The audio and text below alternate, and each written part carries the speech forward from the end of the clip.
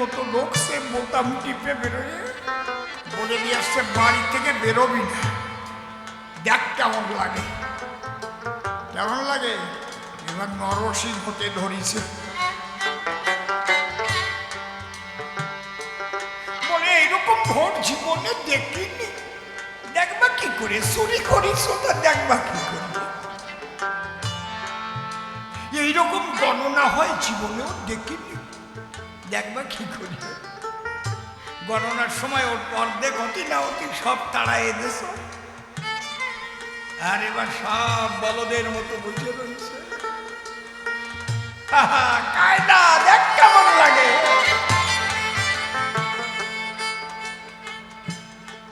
হিরণ্যকশিপু ভাবছিলে মরবা না, না এবার দেখ কেমন লাগে। কি মানুষ মারতে পারবে না, দেবতাও মারতে পারবে না, কেউ মারতে পারবে না।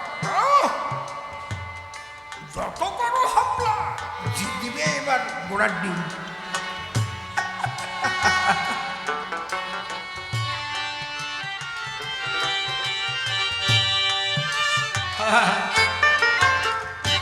বাপের পরেও বাপ আছে।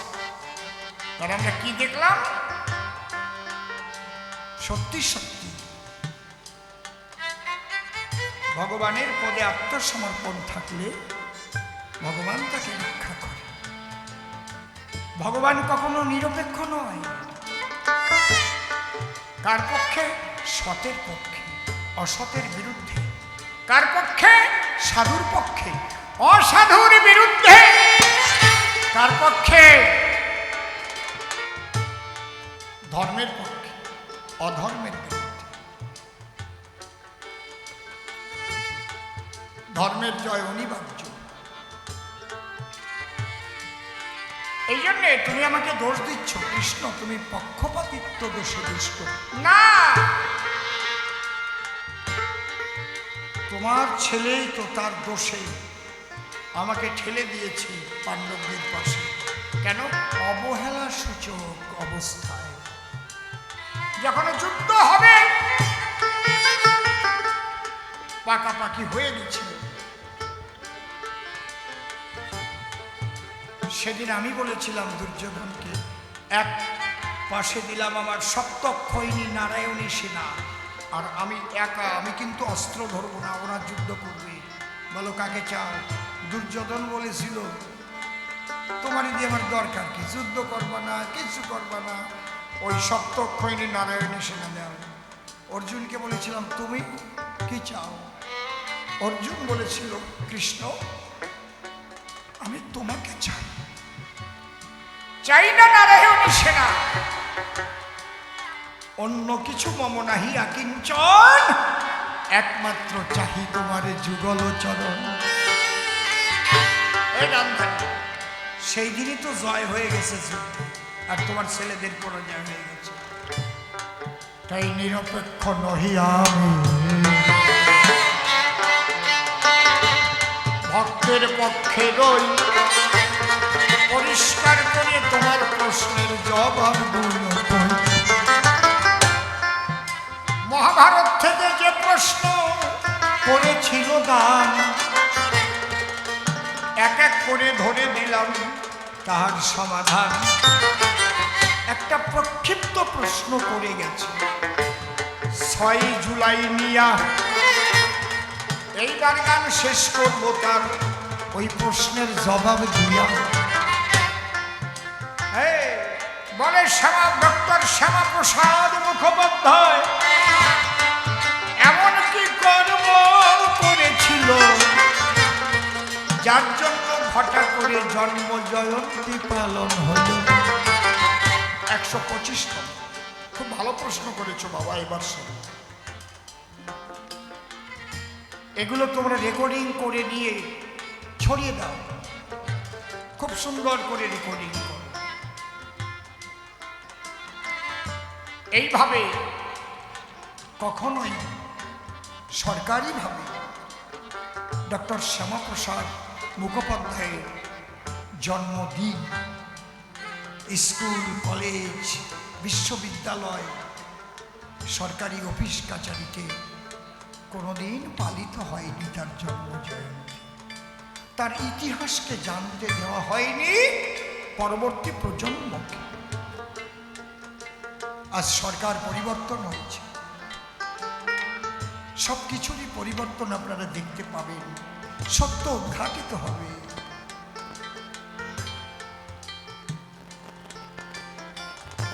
কারণ সত্য উদ্ঘাটিত হলে অনেকে পড়বে যাতা কলে। ব্রিটিশকে তাড়াবে বলে ব্রিটিশের বিরুদ্ধে যুদ্ধে নেমেছিল যারা, অনেকেই তো শহীদ হয়েছে। তারা নেতাজির কোনো খোঁজ আমরা পেলাম না। ক্ষুদিরাম, বিনয়, বাদল, দীনেশ, মাতঙ্গিনী হাজরা, মাস্টারদার, সূর্য সেন, তিতুমির, সিধু কানু,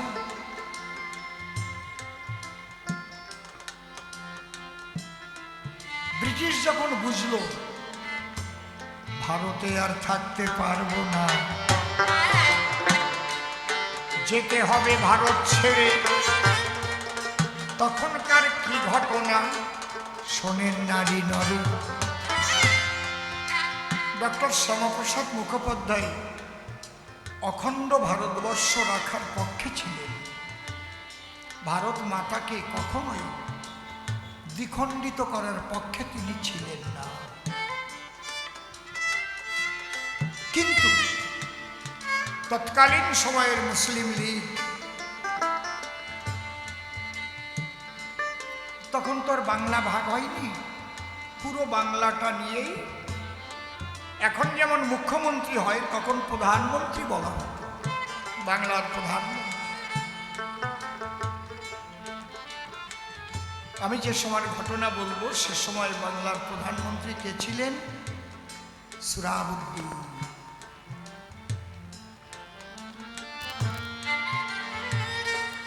বাংলার মানবিক মুখ্যমন্ত্রী, বর্তমান মুখ্যমন্ত্রী, যিনি বিধানসভার মধ্যে দাঁড়িয়ে বলেছিলেন, না ওই সুরাবুদ্দিন নাম বাংলায় রাখবো না, থাকবে না। কেন বলেছিলেন?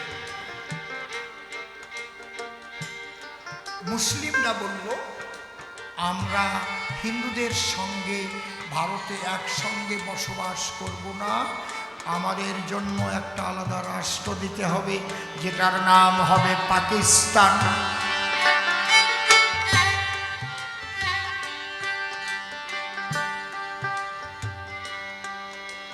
পাক মানে পবিত্র, পবিত্র স্থান হবে। কেন ভারতে থাকবে না? এটা অপবিত্র স্থান।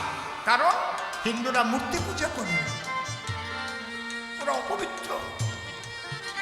হিন্দুরা গান ভালোবাসে, গান গোনা, ওদের সঙ্গে থাকা যায় না।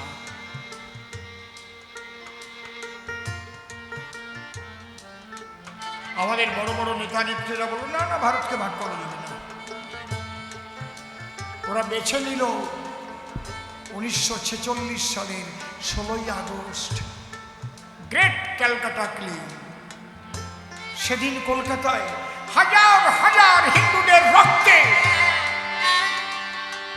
কলকাতার রাজপথ সেদিন রঙিন হয়েছিল, ভেসে গিয়েছিল। কত মায়েদের ইজ্জত নিয়েছিল ওই শয়তানের বাচ্চারা। কত হিন্দুকে খুন করেছিল, নারীকে খুন করেছিল, নারীকে স্তন কেটে কেটে ঝুলিয়ে রেখেছিল। সেদিন যদি গোপাল পাঠার মতো মানুষ না বের হতো, আরো হিন্দুদের ধ্বংস করে দিত।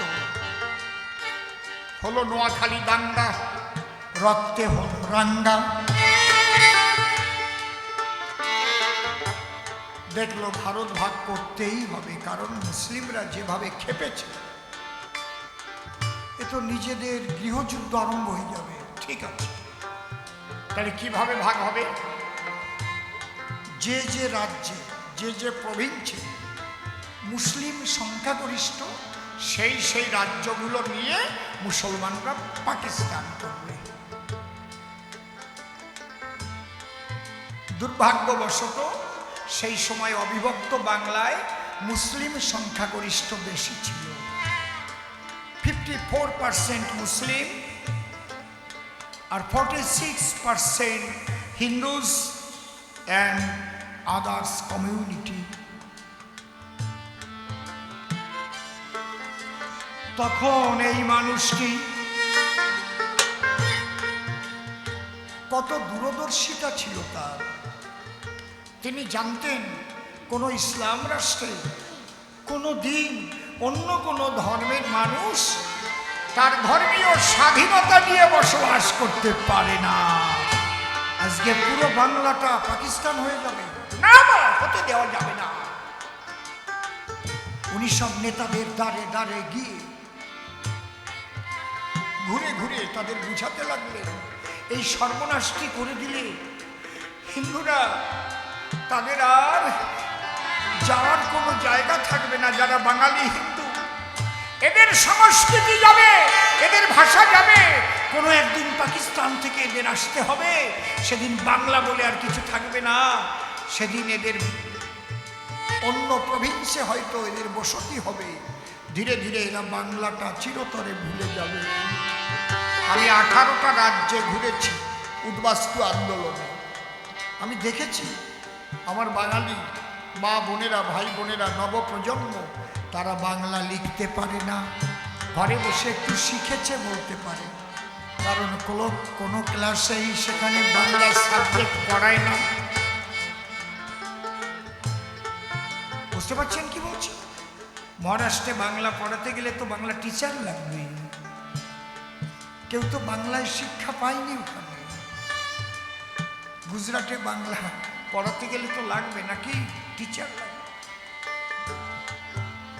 ওরা হয়তো আর 20 বছর পরে বলবে আমরা বাঙালি ছিলাম রে, ভুলে যাবে। তাই শ্যামাপ্রসাদ মুখোপাধ্যায় দেখলেন এটা হলো না। তিনি উদাত্ত কণ্ঠে বললেন যদি ভারত ভাগ হয় তাহলে বাংলাকেও ভাগ করতে হবে। পুরো বাংলা কখনই পাকিস্তান হতে দেওয়া যাবে না। কারণ প্রভিন্স অনুপাতে যদি ভাগ হয় তাহলে এটা তো জেলা অনুপাতেও ভাগ হতে পারে। যে যে জেলায় হিন্দু সংখ্যাগরিষ্ঠতা আছে সেইগুলো কেন যাবে পাকিস্তানের ভিতরে? বুঝতে পারছি? যেভাবে প্রথম ভাগ হয়েছিল, পরে আবার ষড়যন্ত্রকারীরা ষড়যন্ত্র করে তার খানিকটা পরিবর্তন করেছে। এই ডক্টর শ্যামাপ্রসাদ মুখোপাধ্যায়ের জন্য আজ আমরা পেয়েছি বাঙালি হিন্দুর হোমল্যান্ড। তিনি পশ্চিমবঙ্গের উপকার। আপনারা করতালি দিয়ে সবাই একবার সেই পবিত্র আত্মার প্রতি শ্রদ্ধা জ্ঞাপন করুন।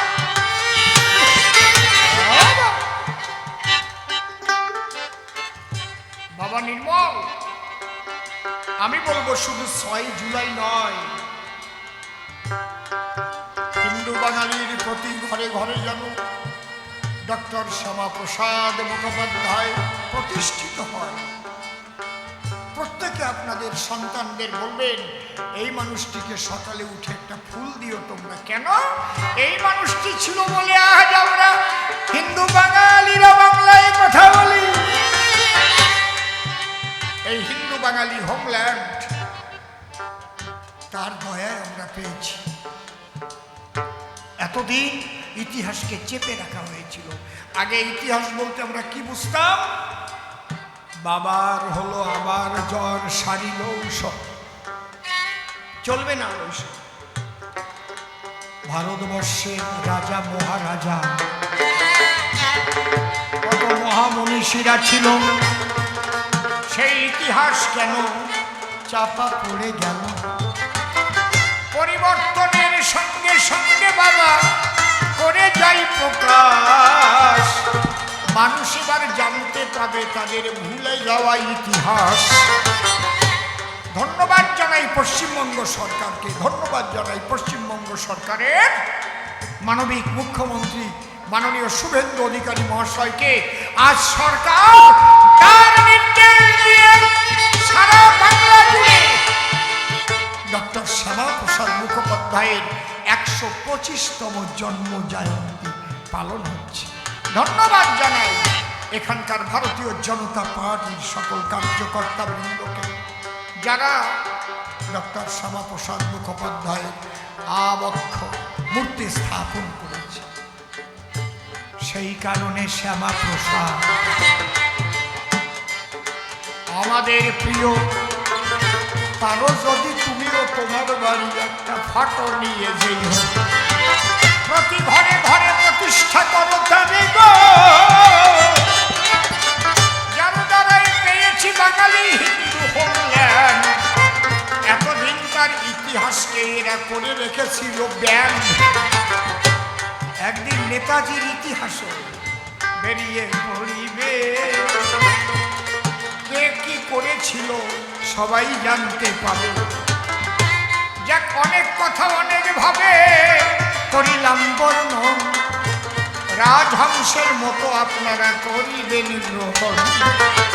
যদি দুধ জলে কিছু মিশানো থাকে শোনেন ভক্তগণ, বর্জন করবেন যেটুক থাকে জল। আর ক্ষীরের অংশ রাজহংস যেমন গ্রহণ করিল, সেই ক্ষীরের অংশ গ্রহণ করবেন নিবেদন করিবার। আপনারা সবাই আশীর্বাদ করবেন যেন শান্তিতে সবাই থাকে। অন্য কিছু চাই না আমি সভ্য সবার বাকি। আর একটা উলুধ্বনি করেন মায়েরা গো, এবার মনে আছে ভাবো, তাকে ডেকে নিয়ে দুজন মুখোমুখি হব। যমুনে এই কি তুমি সেই যমুনে প্রবাহিনী, যমুনে যমুনে সেই যমুনে প্রবাহিনী, যার বিশাল কটের হাত কাতরি কান্তমণি যমুনে।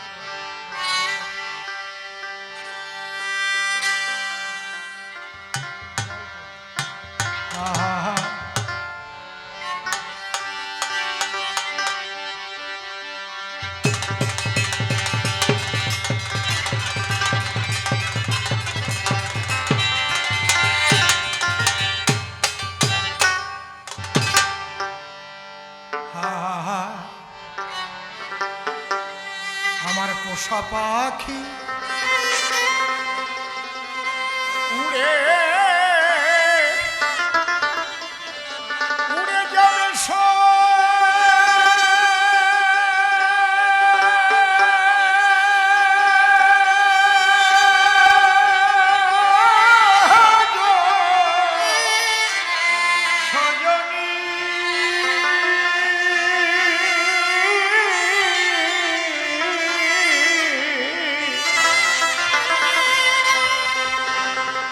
একদিন ভাবি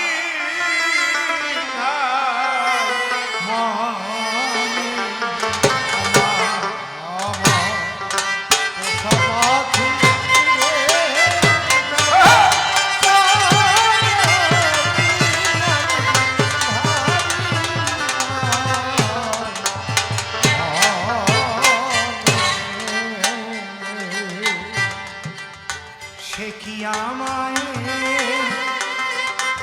ওরে ভুলবে কখনে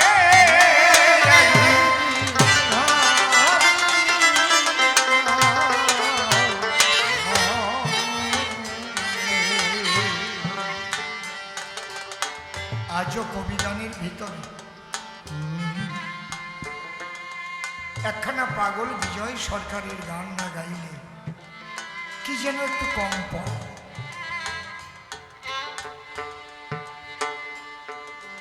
পরমশ্রদ্ধেয় আমার দাদু গুরু ভাবুক কবি, প্রেমিক কবি, সাধক কবি পাগল বিজয় সরকার, শ্রদ্ধা জ্ঞাপন করি তার। সব সুরগুলো একদম সূক্ষ্মভাবে দেখে যাও।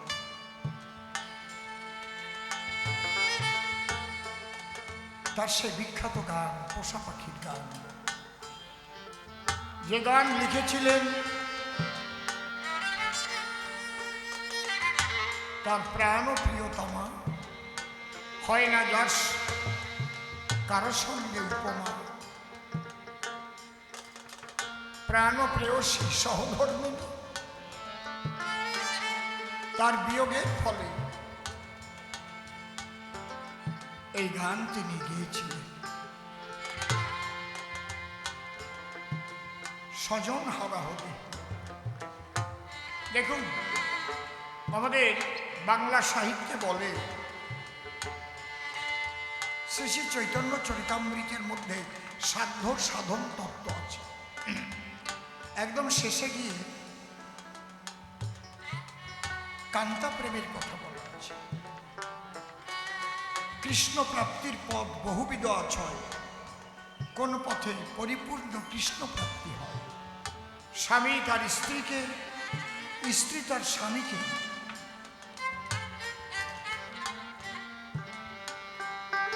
সব কিছু দিয়ে যেমন পায় অমন আর কেউ পায় না জগতে।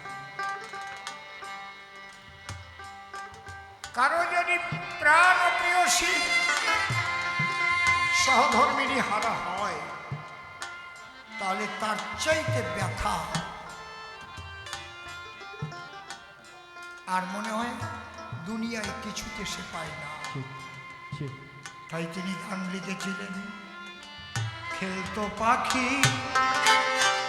সোনালি খাঁচায়, কত কি বলে তুই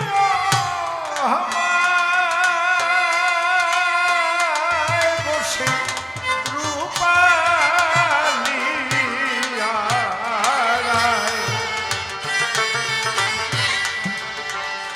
স্ফটিকেরও মাটি ভরে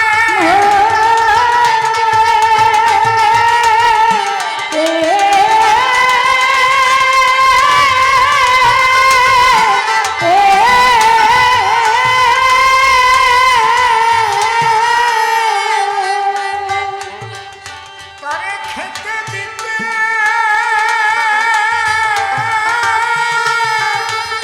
থরে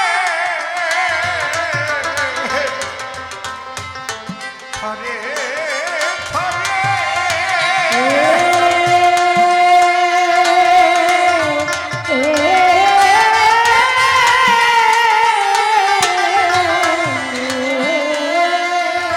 নিঠুর পাখি আমার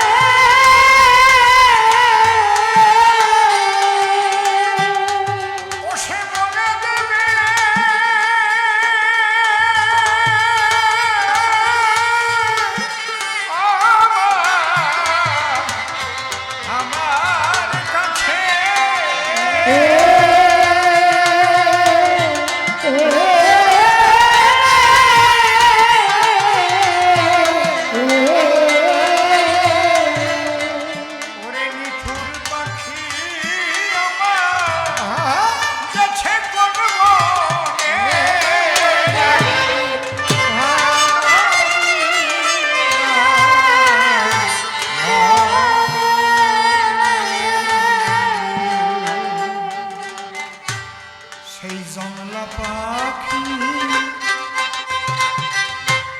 আমায় করল সর্বনাশ। এখন আমার শুধুই হাহুতাশ,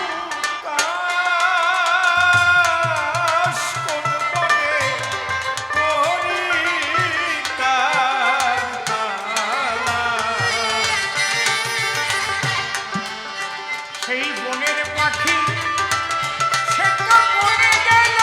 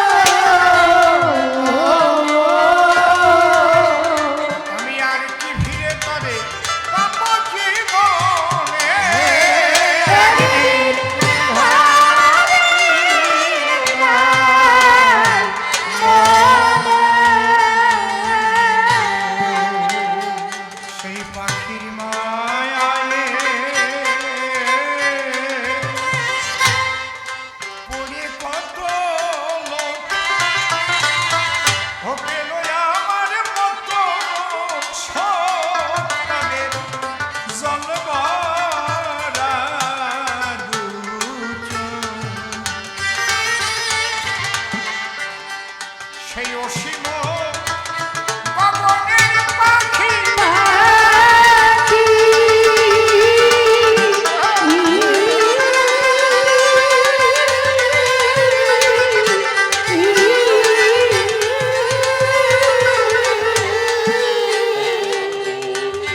তারে আপন ভেবে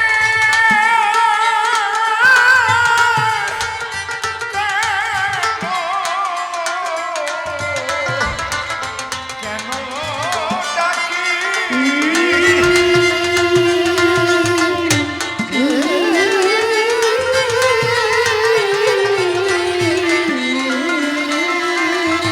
পাগল বিজয় চন্দ্রে বসে বিজনে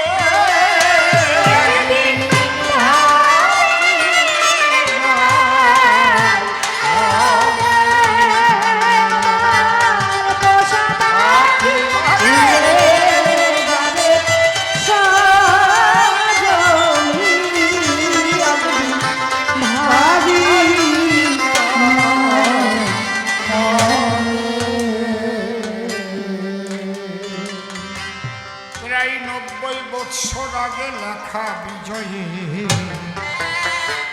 এই পোষা পাখির গান,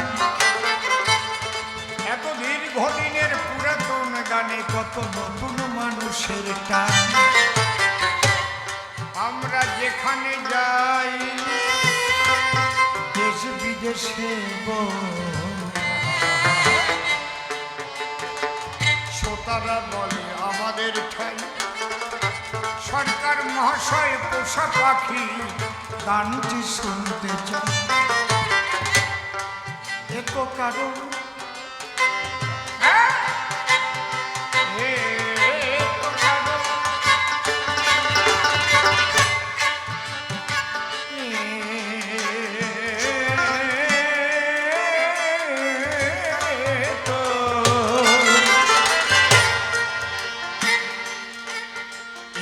কারো একার পাখি নয় গো,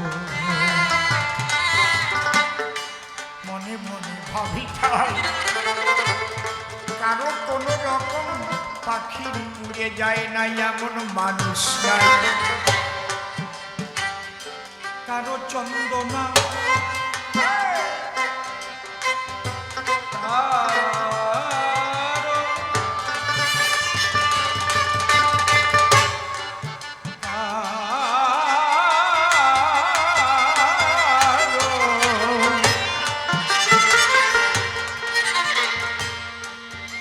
চন্দনা কারো ময়না, কারো টিয়া,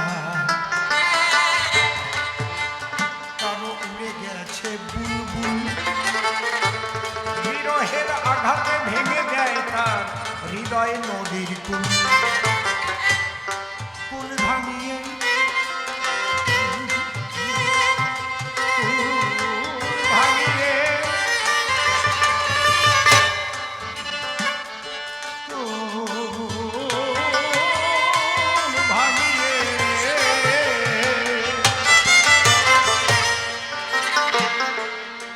ভাঙিয়ে দুল দুলিয়ে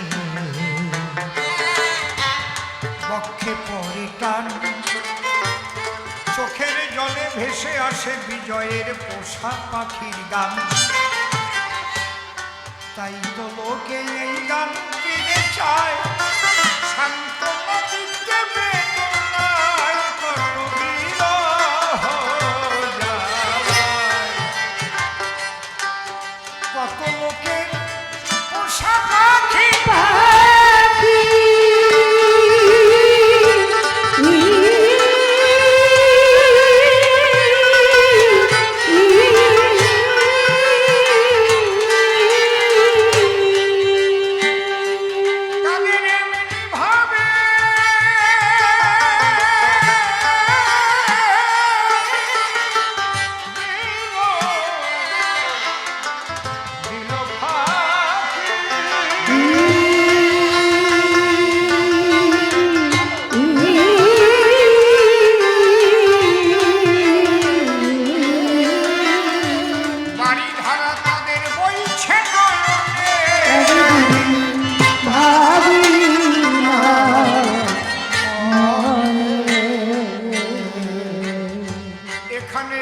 সমাপ্ত করলাম পোষা পাখির গান।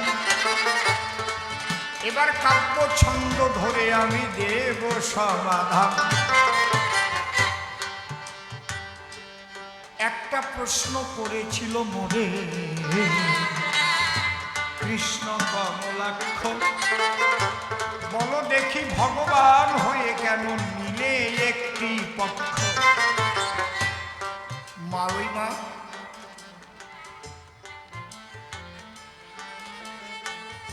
তুমি নিজেই তো গীতা শুনেছ। সঞ্জয় যখন তোমার স্বামীর কাছে বসে বলেছে, সে গীতার কথা তুমি শুনেছ, ভুলে গেছ? আমি কোথায় বলেছি, কোন দিন বলেছি আমি নিরপেক্ষ? নিরপেক্ষ কথাটা বললে ভক্তের ভগবান থাকে না। আমি কি বলেছি?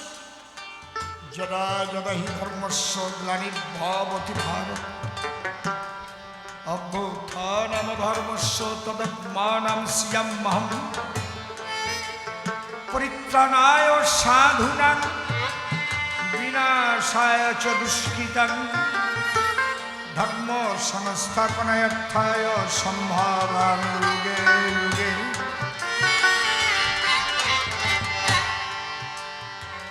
তাহলে আমি ধর্মের পক্ষে,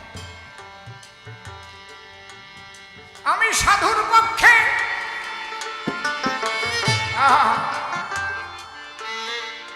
আমি তো অধর্মের পক্ষে নই,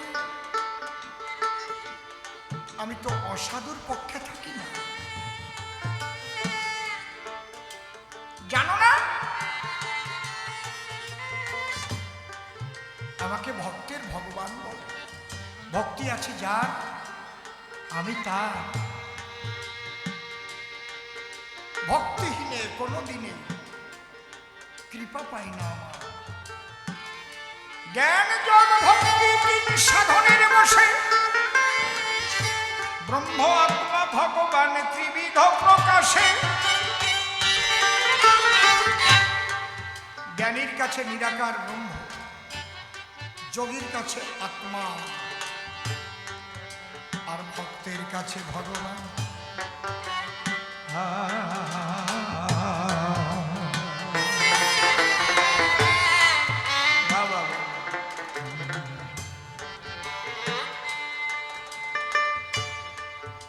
সত্যযুগে প্রহ্লাদ নামে ভক্ত ছিল।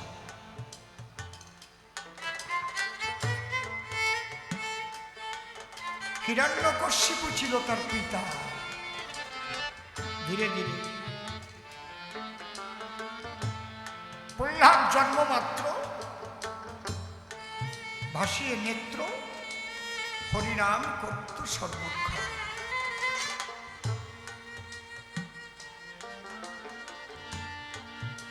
দস্যু হিরণ্য ভীষণ ব্যথিত সেই জন্য। তুই আমার স্নেহধন্য পুত্র একজন, আমার কথা ছেড়ে, আমার কথা যদি শুনিস, হরিনাম করা ছেড়ে দিস,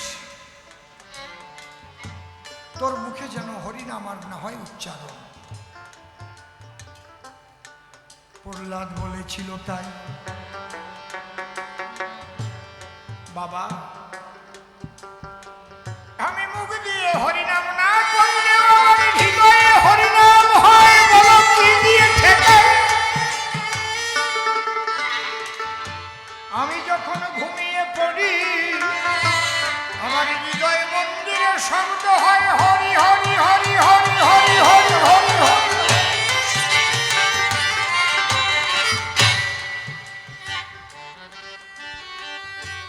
পূর্ব জন্মে থাকে যদি সাধু সংস্কার, দেখিতে শুনিতে হয় তার বৈষ্ণব আচার। প্রহ্লাদের বাবা বলে, তুই আমার ছেলে, হরিনাম তুই করবি না বর্জন? তুই বলিস হরি হরি, হরি হচ্ছে আমার চরম হরি। হরিকে পেলে আমি করিতাম নিধন।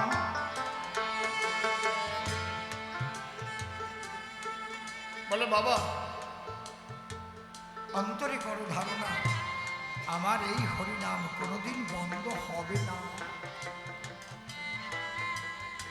কারণ হরি আমার জীবন। প্রহ্লাদের বাবা ডেকে কয়, এই জল্লাদ তুই কোথায়? আদেশ করুন মহারাজ, এখনই গিয়ে আজ কালকে উঠে সর্প করবি আনা। সর্পের ঝাঁপি থেকে সর্প বের করে দিবি ওই দুষ্টের ধারে, ওকে যেন সবল মানে ওর ঘটিবে মরণ। জল্লাদ চলে গেল। বেদেরা সাপ ধরেছি, সেই সাপ ঝাঁপি ভরে নিয়ে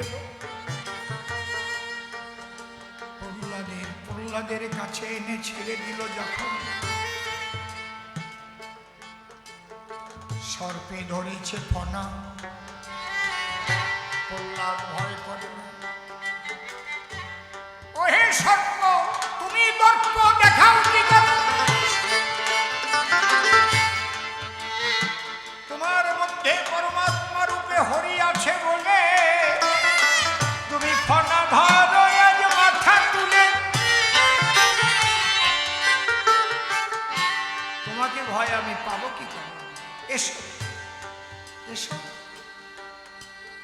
প্রহ্লাদ সর্প ধরে জড়িয়ে নিয়েছে শরীরে, গলার পরে।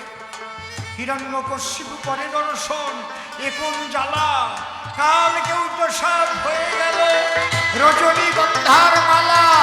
প্রেমানন্দে হরি হরি বল সত্য উলুধ্বনি হরিধ্বনি দাও।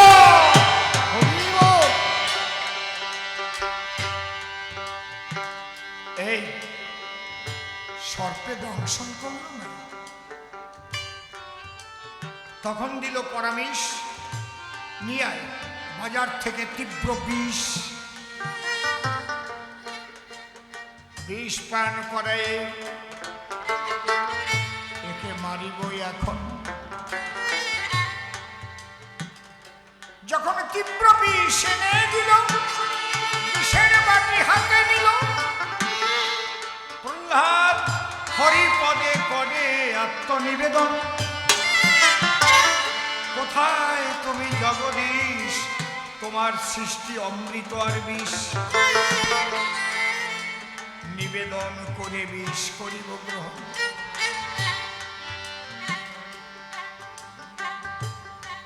হরিতে করিয়া আত্মনিবেদন, নিবেদিত প্রসাদ বলে প্রহ্লাদে নিল মুখে তুলে। প্রেমানন্দে হরি হরি বল সত্যজন।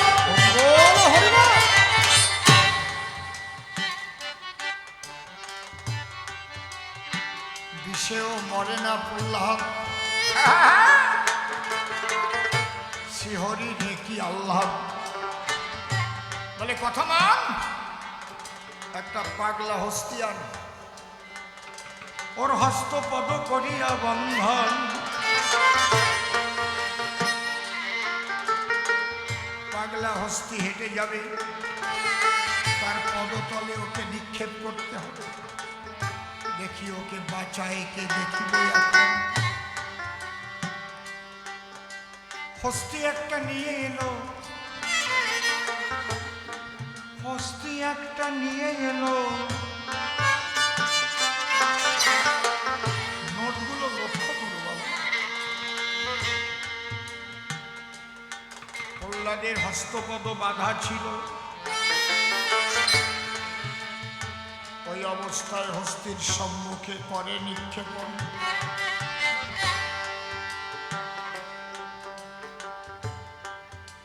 যখন ভক্ত অঙ্গের গন্ধ পেল, হস্তি তখন আকুল হল।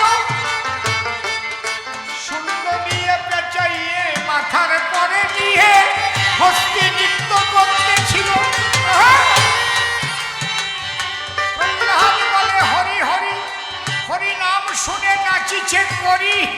একবার তোমরা উলুধ্বনি করো সর্বজন, হরি হরি বল। আরে কি আনন্দ হলো, বনের পশু হরি নামে মেতে গেল। হিরণ্যকশিপু বিস্ময়ে মানিল তখন।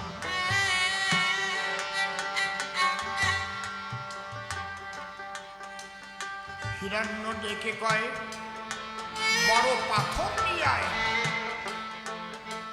শিলা বেঁধে ওর গায়ে, সাগর সলিলে কর নিক্ষেপণ। শিলার ভারে তলিয়ে যাবে, দেখি কোন হরি বাপকে বাঁচাইবে। বড় শিলা করল জানাই, প্রহ্লাদ হরি বলে কাঁদে, বক্ষে তাহার শিলা বাঁধে।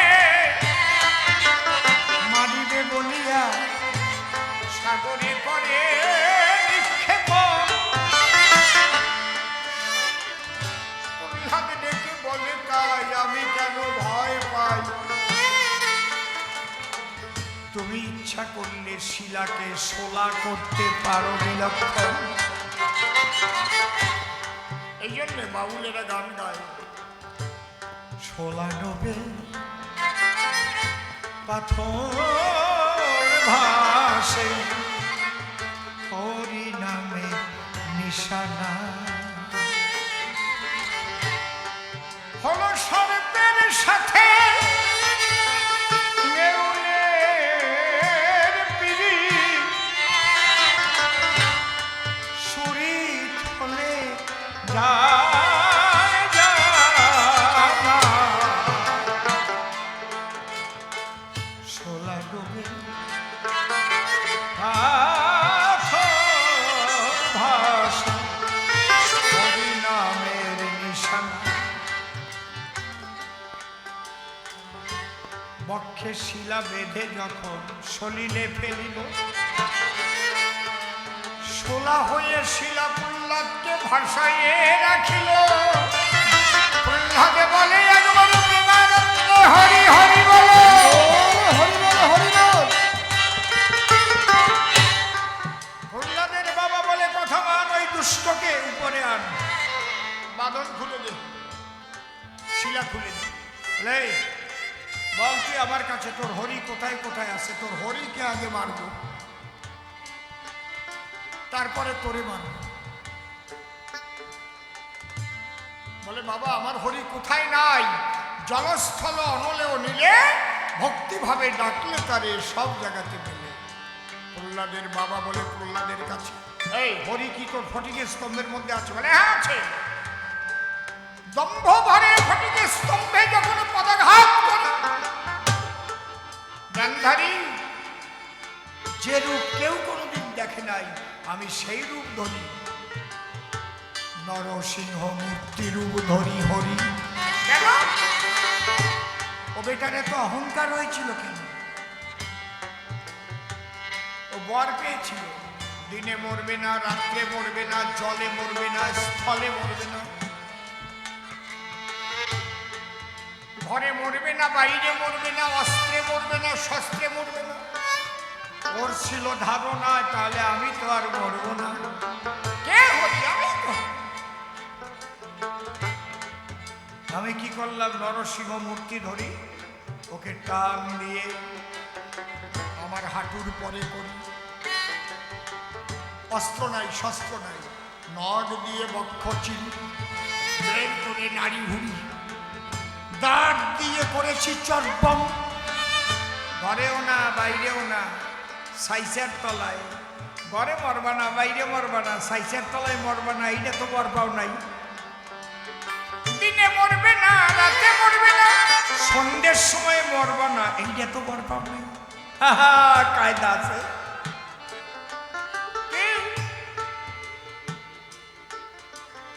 তুমি ভাবছিলে আমার মস্তান আছে, আমার পুলিশ আছে,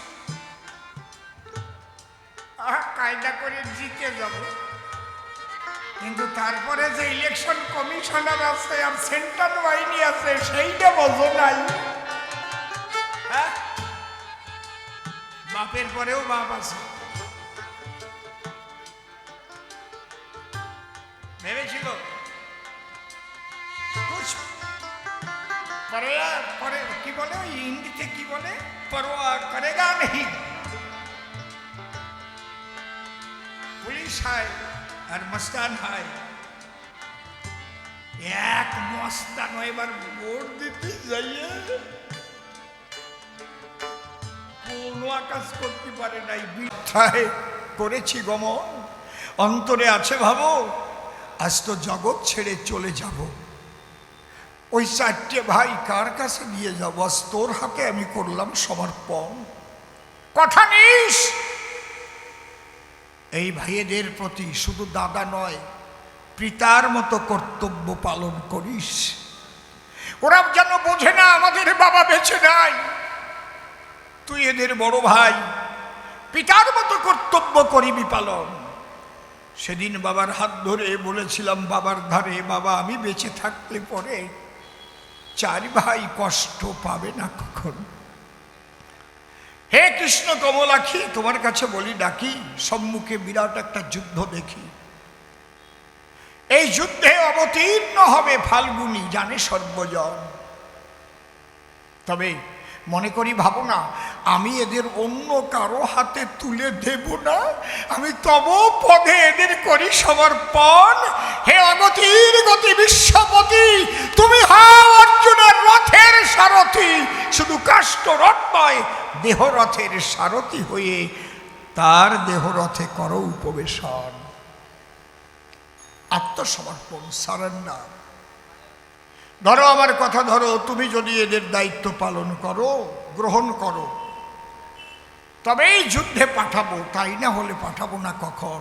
মনে করি ভাবো না যুদ্ধে আমরা যাব না, তার চাইতে বনবাসে গিয়ে ভিক্ষা করে করে তাই নিয়ে করব জীবন যাপন। এই গান্ধারী, ভালো করে শ্রবণ করি, একটু নিজের মধ্যে নিজে করো বিশ্লেষণ।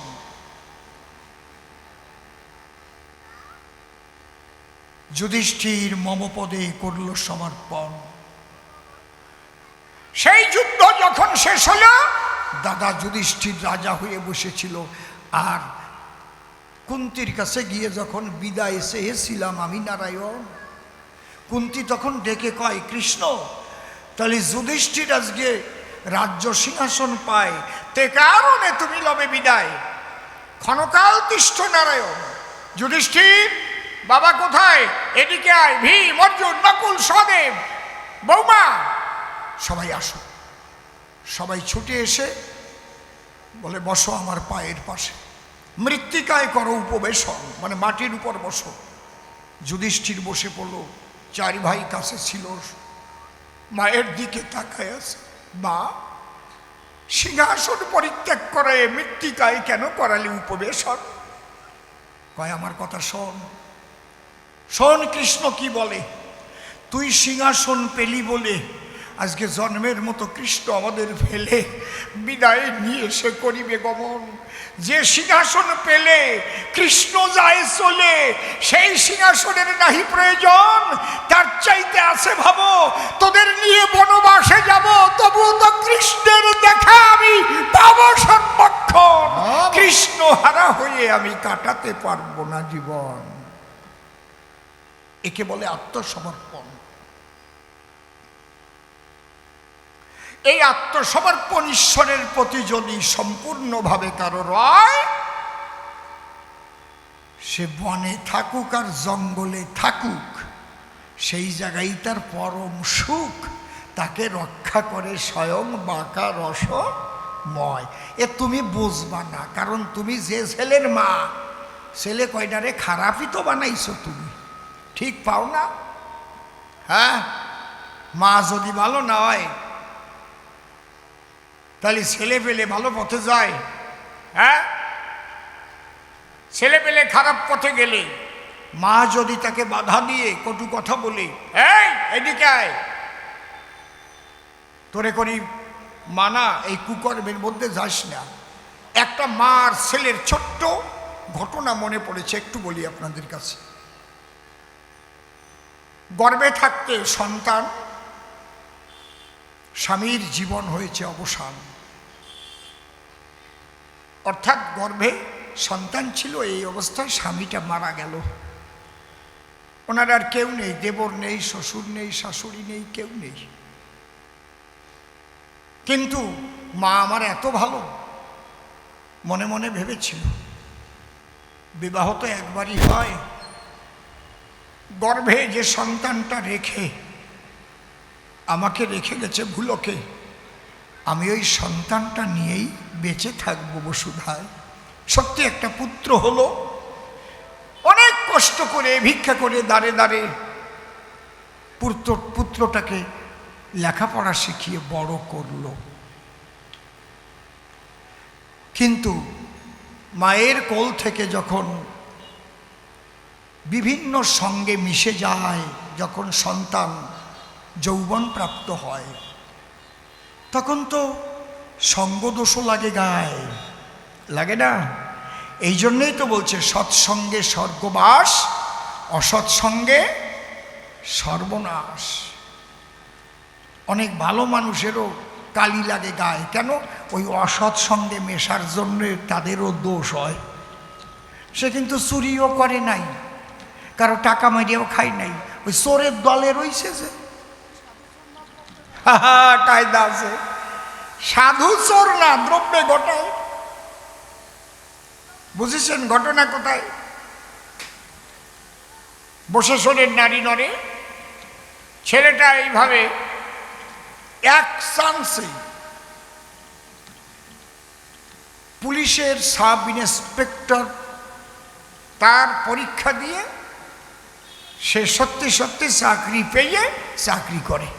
কথা বলো না বাবা। বৎসর তিনেক চাকরি পেল, কলকাতায় দুটো বড় বড় ফ্ল্যাট হয়ে গেল। এর মধ্যে বিয়ে করে বউয়ের শরীরে সোনা দানায় ভরিয়ে দিল, নিজের 8টা আঙুলে 8টা বড় বড় আংটি, গলায় মোটা মোটা সোনার চেন, মানে কুকুর বান্ধা শিকলের চাইতেও মোটা, হাতে ব্রেসলেট, সে আলাদা কায়দা, সোনার ফ্রেমের চশমা। সেই দিন আর নাই, ওই যে ওর মা যে ভিক্ষা করে ওরে বানাইছে।